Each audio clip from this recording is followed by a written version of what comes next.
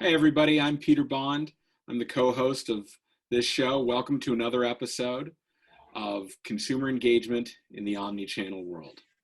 I am very pleased to have join me my co-host. He's a e-commerce luminary, he's a thought leader, he's an entrepreneur. Please join me in welcoming my friend Sri Rajagopalan. Sri, how you doing today? Hi, Peter. Thanks so much as always. We're back here another week, a new topic. The industry is changing 500 miles an hour, and our goal here, as always, this week too will be to keep it real.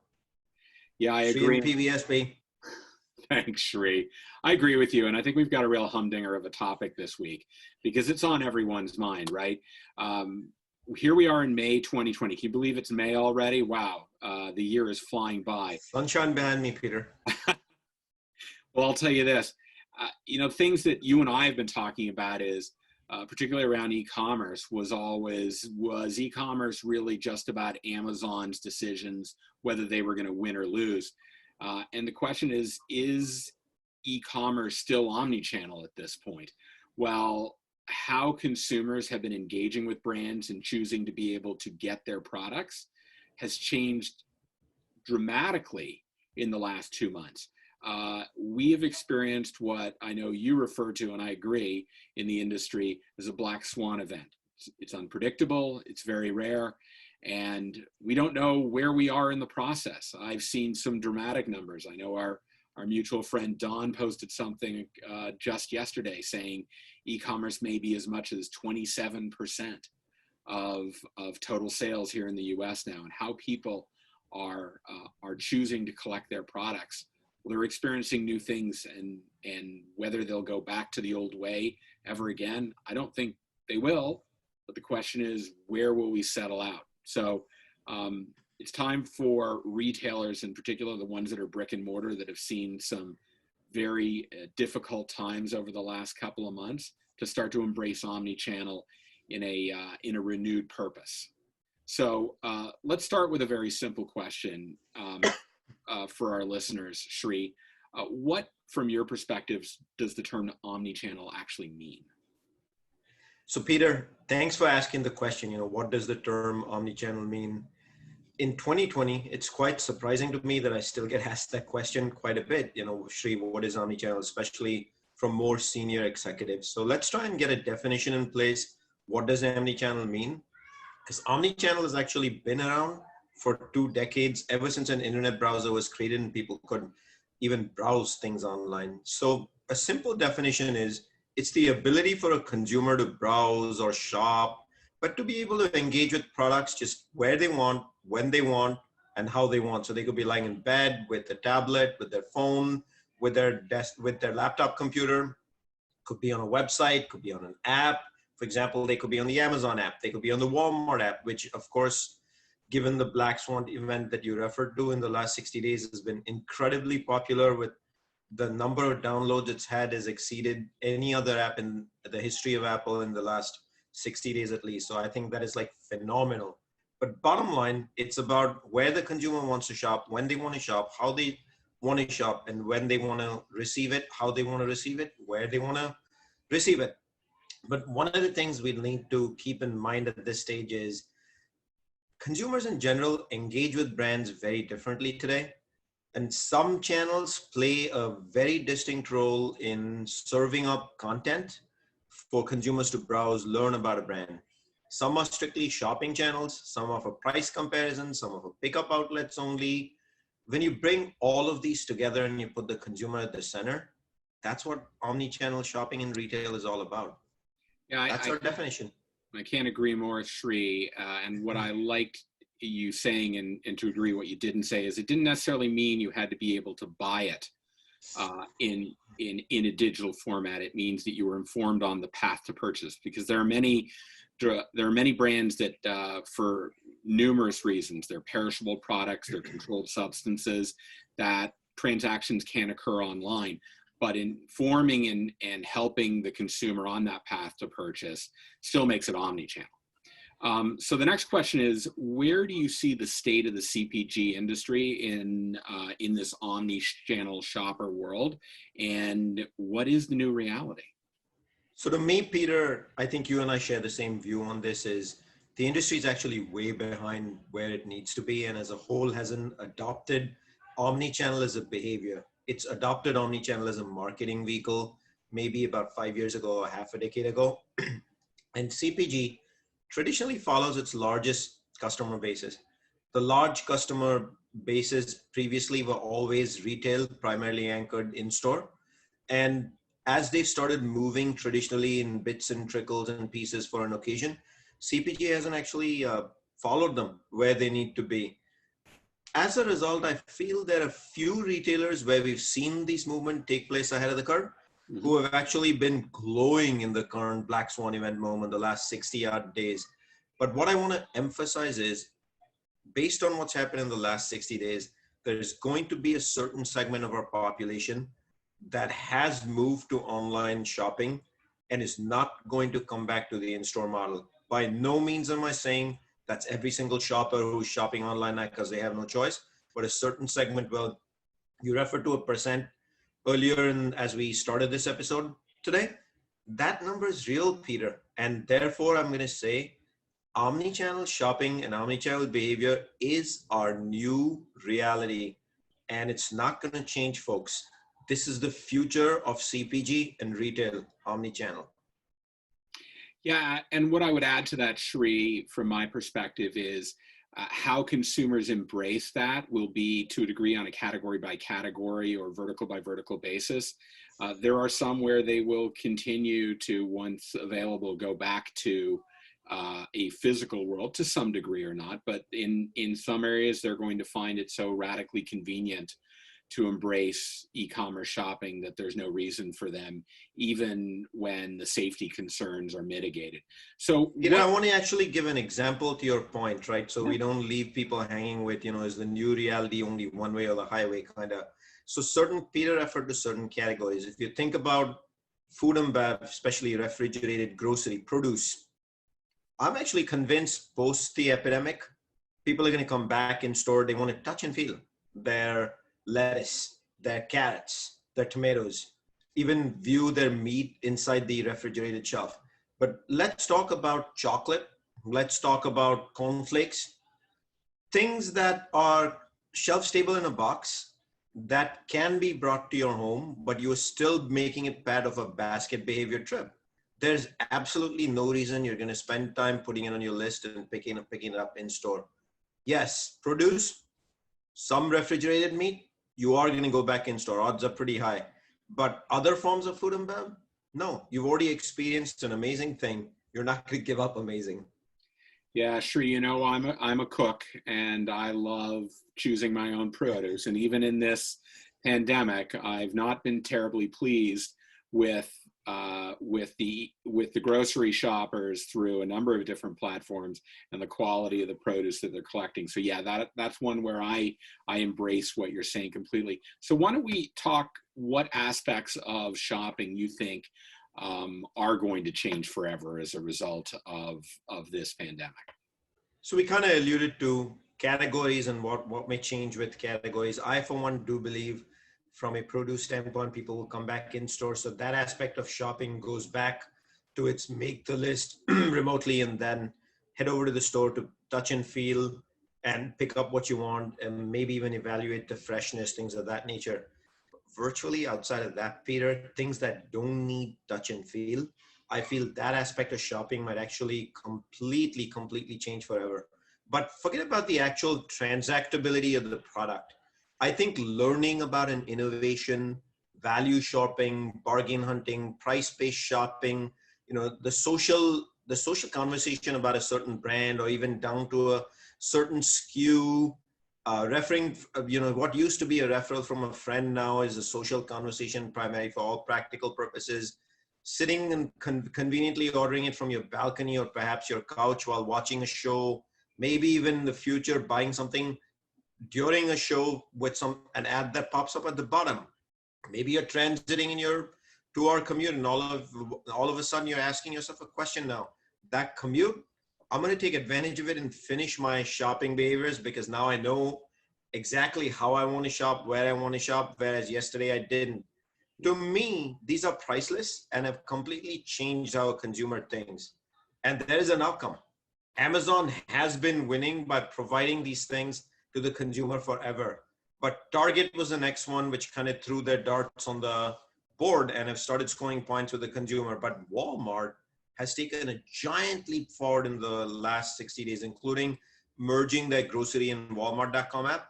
To me, you start looking at this, what's become available to the consumer, all aspects of shopping, including browsing, have changed forever. And I'm going to repeat it one more time.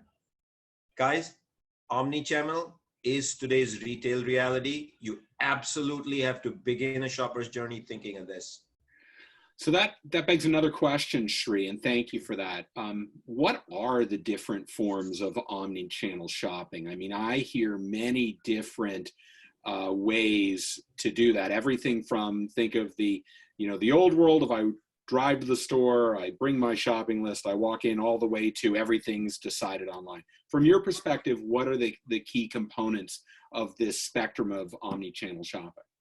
That's actually, Peter, one that is going to confuse a lot of people because there's just so many formats and definitions, but it's no different from offline shopping where you can on-premise, off-premise, you can go inside a C-store, a bodega, a mass merchandiser, a club. So what I'm about to describe is no different from that, except it's the online equivalent. So the ones that come to my mind naturally are, you can buy online and choose to receive it at home. You can choose to receive it in a different location, like where you work or where you go to work, but essentially a location of choice, whatever you want. You can buy online and pick up in store. You can buy online, pick up products curbside at the store by actually visiting the store in an Uber or driving or any other transportation format you have. But what may complicate what I'm about to say even further is you can also buy a product for the first time in history since eBay was born, and now Amazon has made it profound, and Walmart also has a third-party marketplace online, is you can buy it from a third party, so as almost as though goods are being traded for, irrespective of efficacy, looking more at value and convenience. And you can also receive all of these at a predetermined location. In addition, you can also choose how many days you want for shipping and receiving the product. 2 days, 7 days, ground shipping. You can also get stuff from Canada, from Mexico, things of that nature. So to me, the list of how this plays out is absolutely endless. And then when I scroll social media these days, thanks to AI, there's shop now buttons across the board on Instagram or Facebook. Swipe up ads, once you have 10,000 Instagram followers, virtually anyone who does is putting the swipe up ads, which if you swipe up, it takes you directly to a D2C website. And then there's apps where you can buy product from. A lot of people may not realize, but Amazon, Walmart, Target, these are all actually apps. They're not websites on your phone. And then there's TV-based shopping, which is very early in the game, but Apple TV does that today. To me, the most profound of all of these is AI-induced shopping and voice-based shopping, because it actually listens to what you talk, processes it, and actually produces quality outcomes and offers you products and choices based on those conversations and based on other habits of yours. But I don't want you to forget about subscription, auto subscription, one-click purchases, referral-based purchases. To me, all this online compares to one-way offline, which is checking out at a counter by scanning a product if you leave the different channels of where you can do this. But you have all these options today, maybe like 30, 40 different options, versus going in store, no matter what the channel or format was, and scanning the product either through a cashier or yourself. So your choices have expanded 50-fold. And in a nutshell, that's what this big change is. Wow, Sri. So I said a lot, Peter. I'm a brand manager, and I got to figure out, I'm sitting in front of a roulette table, and it sounds like there are a whole lot of different numbers there, and I've only got a handful of chips. Where am I placing my bets? Yeah, that's a good one, Peter, because I think at some point in the journey, I've faced the same challenge across the board, no matter what brand I touched and what category. There's only a simple answer to that, Peter. You have to be omnipresent all along the way.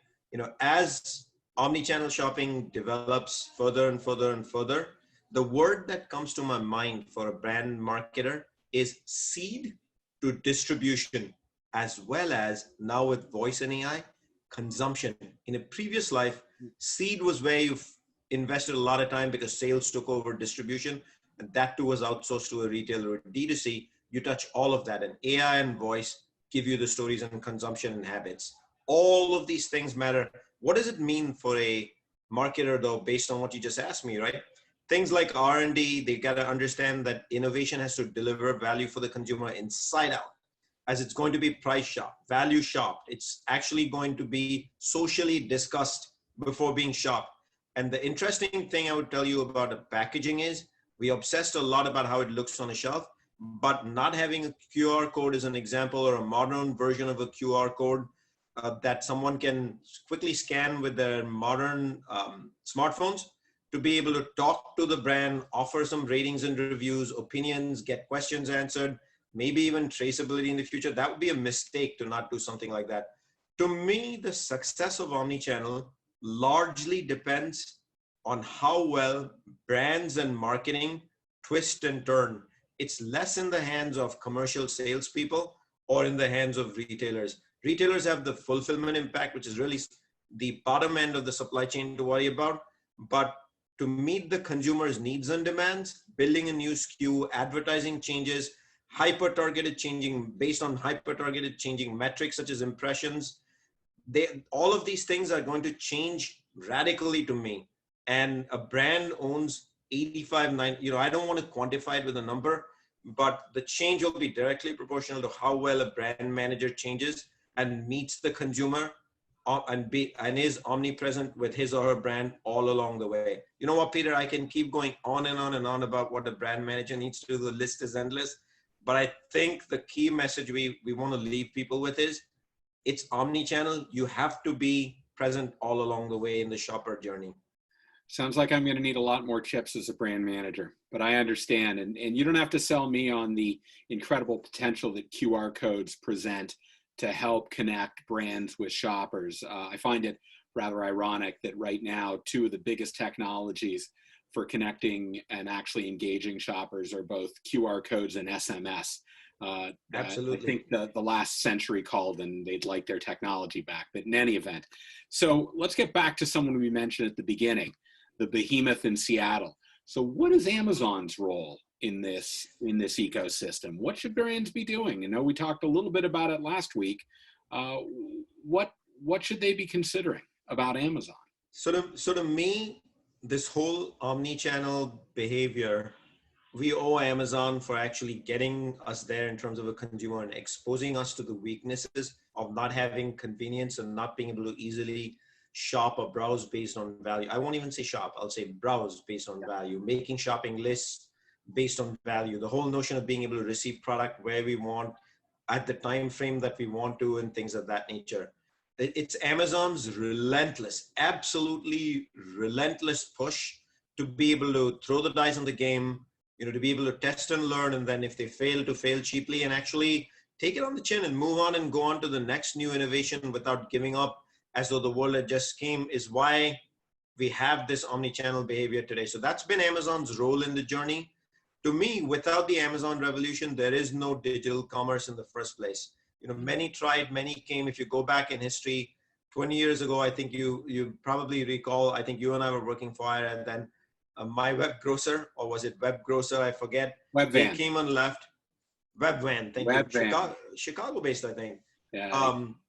To me, in the US, Amazon has played the change agent role. But if I jump over to other parts of the world, Western Europe primarily, UK is where this was born with Tesco. And then other retailers here, such as Walmart, H-E-B, Meijer, evolved, started taking a page out of Amazon's playbook.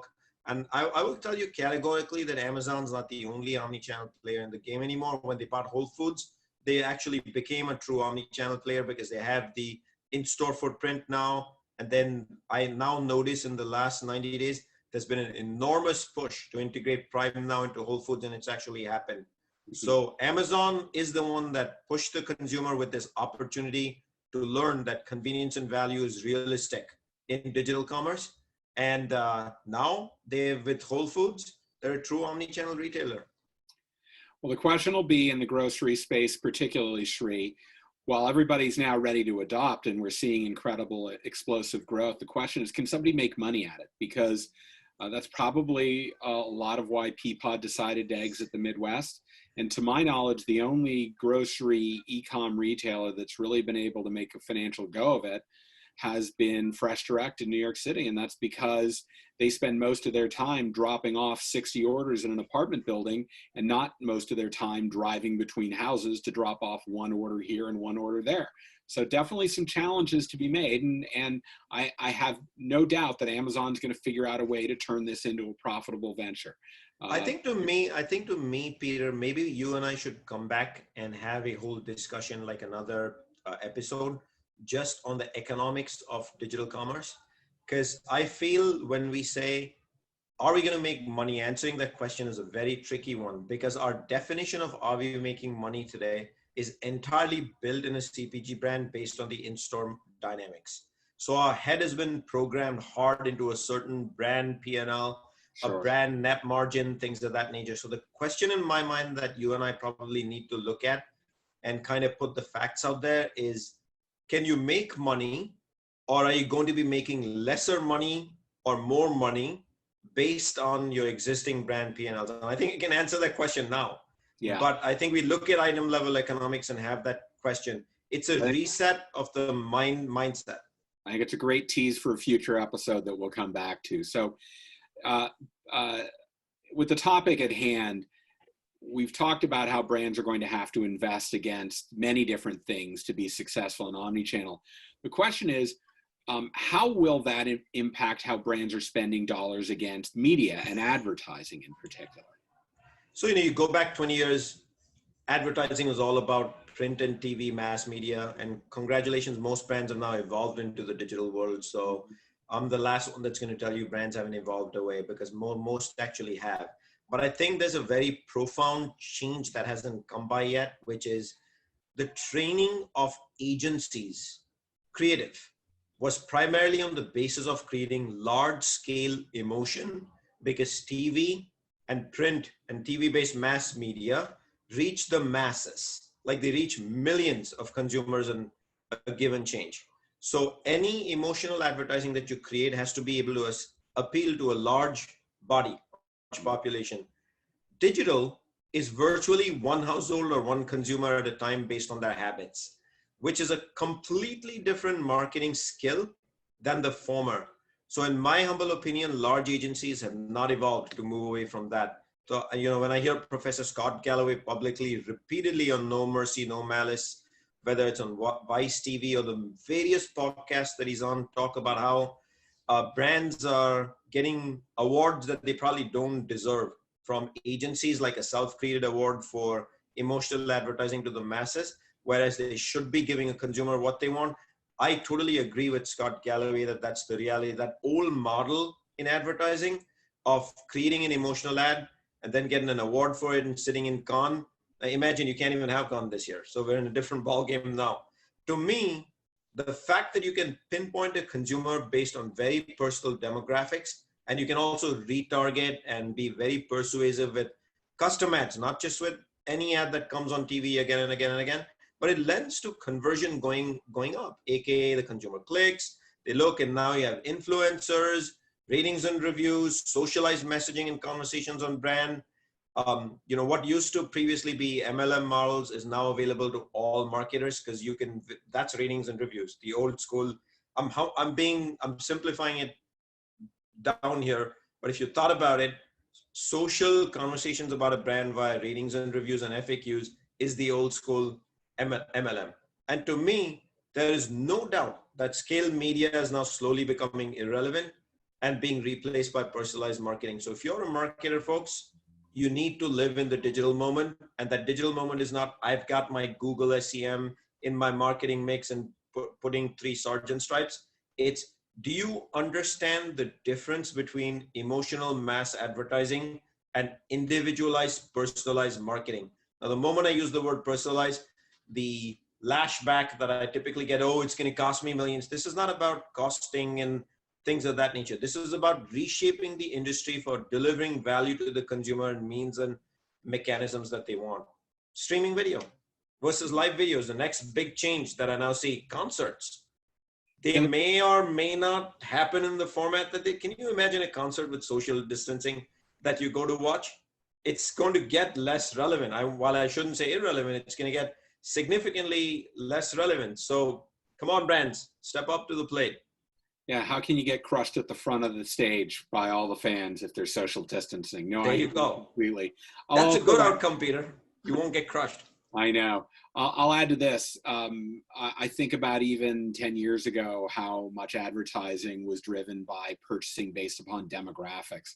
Why would you do that anymore when you can just identify shoppers who buy specific brands based upon their propensity and their free shopper data? Absolutely well So said. what I hear you telling me is that the attention of consumers is shifting because where they spend their time and how they're approached is very different. So then what are the implications for brands specifically because of this consumer attention change?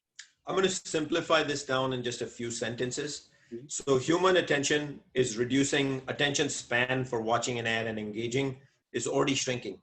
And think of YouTube for a second. In YouTube, when you're served up content, you can press the skip now button after 5 seconds.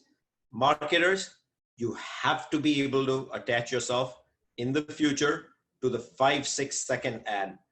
You will not have the luxury a few years from now for the 30-second plus long advertising that goes to DVR and gets skipped anyway. So why put the money in it in the first place other than live events? So live events is going to change dramatically based on what's happened with the epidemic. While I'm not a soothsayer and I cannot forecast the future, I think what's clear is live events is not going to be the same as it was January 15th of this year. And you're not going to have the venues you had to communicate long format ads. So if there's one message we'd like you to take away, please, folks, 5-second ads. How are you going to communicate your brand efficacy, value in 5 seconds? That's the key takeaway. So then let me ask you, Sri, who do you think from a brand or retail perspective is doing a good job of that in this transformative world? So I'm going to break this up into two parts. First, let's get to brand. I think for CPG in general, the 5-second ad has been a massive challenge because they've been anchored to the 30-second emotional, lengthy format advertising and agencies and creative. There's so much money that goes into those. There's a lot of agencies that exist just for this purpose. Mm-hmm. So the twist, I don't see anybody amazing in the 5-second TV spot. Every now and then I do see a handful of TV ads, but it's a laundry list. I see 1 or 2 impressive ads, whether it's in food and bev, it's in apparel from across the industry. Doritos stands out to mind. I see Doritos 5-second ads all the time, which are actually quite impressive. I see insurance companies are doing an amazing job at the 5-second advertising. And I mean things such as your car insurance primarily, not necessarily health insurance, maybe even life insurance. But from a retail perspective, if I flip the script and I say, who's adopting omnichannel in general? Clearly, and we already discussed Amazon at length, but Walmart and Target have invested heavily in digital consumer outreach in all kinds of formats before this epidemic. So as a result, now they're thriving. But CVS is the other one that comes to mind to me, Peter, because in the last few months, they've really stepped up their game. They've got curbside pickup across the board, and they've also integrated their pharma pickup pretty well that you don't even have to walk in store if you're nervous to go in currently.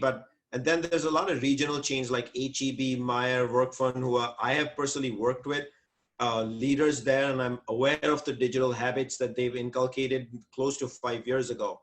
And they continue this leadership for the consumer. Yeah, I think those are some great examples, Sri. So let me finish this off with, we've covered a lot of ground today. So what's the blueprint for moving forward, and particularly around partnerships? How are brands and retailers going to succeed in this transformative environment?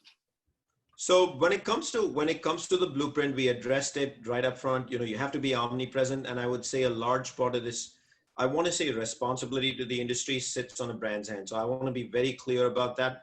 It's follow the consumer where the consumer goes. But there's a partnership that comes to my head right away is non-negotiable in 2020. And I think all of you know what that is because they're in the news often and repeatedly, and that is Instacart and concierge shopping, especially in this time. I have to say Instacart has gotten really lucky because they've gotten some amazing impressions and advertising without having to put the dollars into it. Congratulations, you're lucky, Instacart.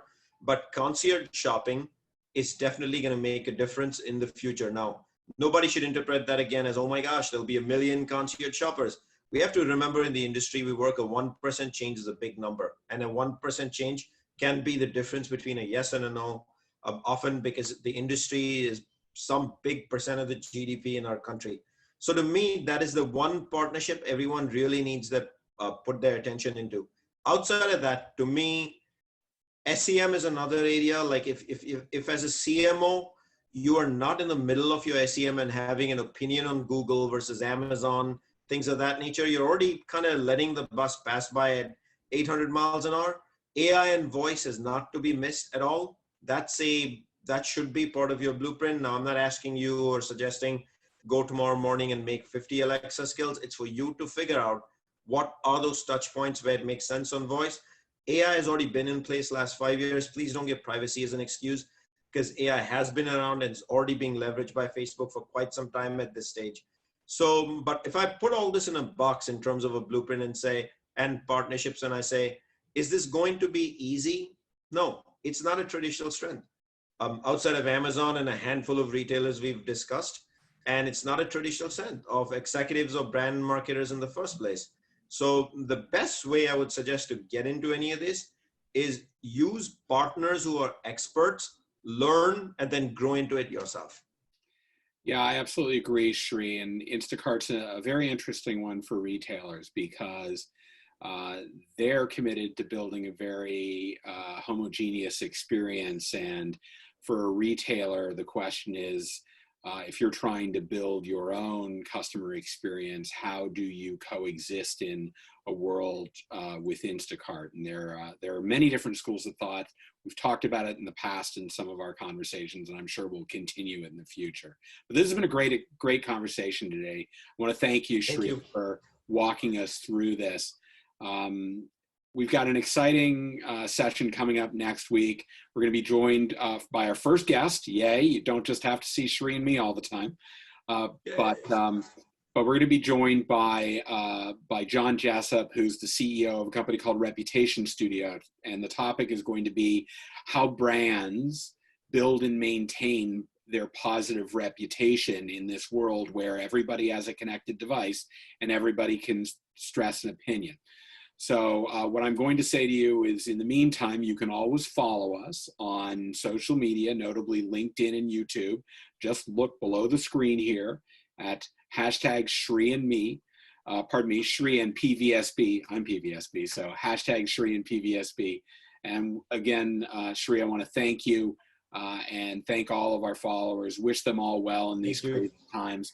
And we look forward to getting together with you on our next episode. See you soon. Thank you, Peter.